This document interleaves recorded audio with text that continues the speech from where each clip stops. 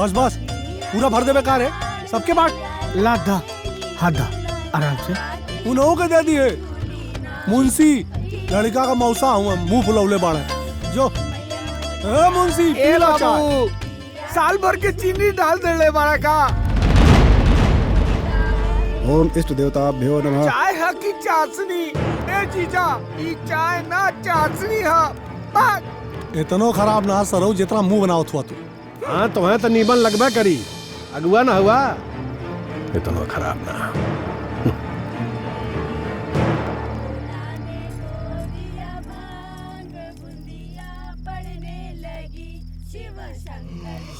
हे पंडित जी, तो जल्दी जल्दी करावा, तिलक देहला छटाक भर, अब बियाह हुई रात भर।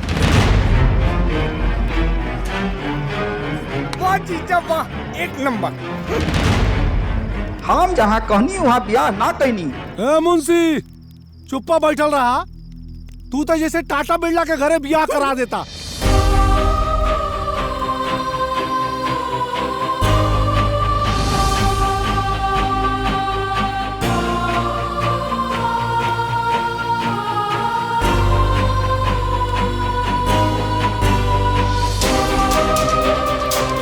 ब्रह्मरारी स्थित क्रांतकारी भानु शशि भूरिष्ठ बुद्धश्च वरिष्ठ शुक्र शनि राहु केतव कुर्वन्तु सर्वमं सुखभातं गंगे च यमुने च गोदावरी सरस्वती नर्मदे सिंधु कावेरी जलेऽस्मिन् सन्निधम्। गोदरेज की अलमारी, गोदरे बताओ लोकले सामान बाकुल गजबे हाल है। हाई देखा फ्रिज, फ्रिज के नाम पढ़े में लाज लगाता है। लोकल सामान कुल हाई हाई हाई।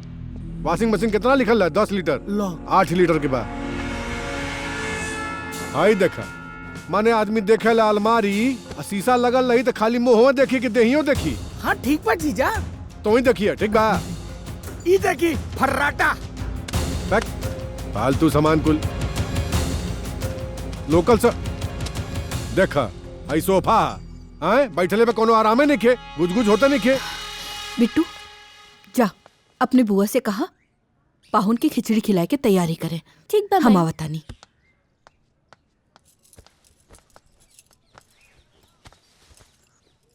बेटा रजनी जी बैठा।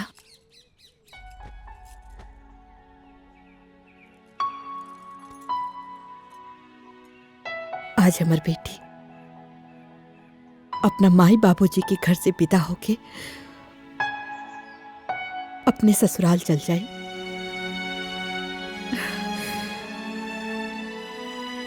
हम तोहरा पे बहुत गुस्सा करत रहनी है ना,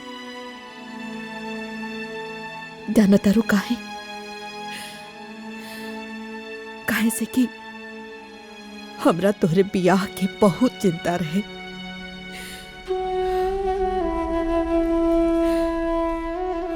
अब तो हमारी शादी हो गई मम्मी,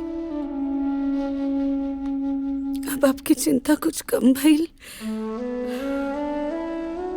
बेटा औरत के चिंता ना ओकरे चिता के साथ जाला। काहे से कि एगो औरत माई बहन बेटी के रूप में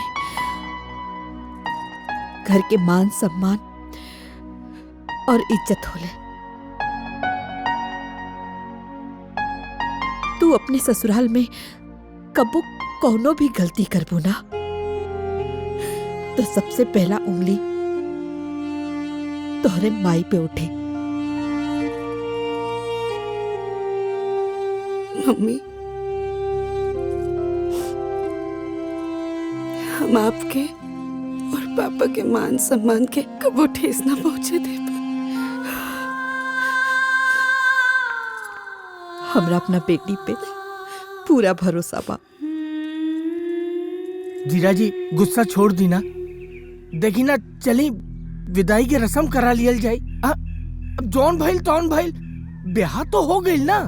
हाँ ब्याह तो होइए गइल, उहे किस्सा कहल बा भइल बियाह मोर करबे का। हाँ अब तो रस्में करे के बा, वो हो जा। देखा तू चिंता मत करा, हम जाके खिचड़ी खिलावे के इंतजाम करता नहीं, ठीक बा?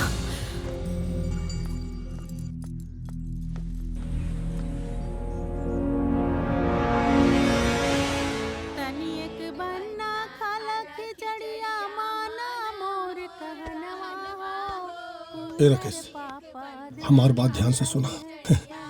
जब ले हम कहब ना तब ले खिचड़ी खइहा मत। देखा भो भाई, रात भर बियाह में बैठल बैठल करिया दुखा गई। अब जवन करे के जल्दी करा। अरे मर्दवा तो इतना आसानी से बियाह ना होला, थोड़ा तकलीफ बर्दाश्त करे। बैठा आराम से लगना है।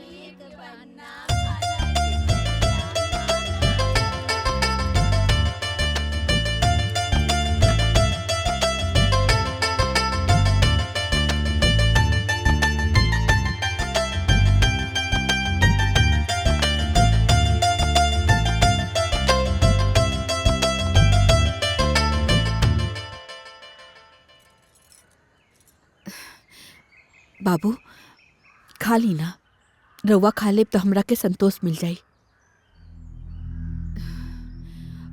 औरो कुछ चाही तो उहो बोली।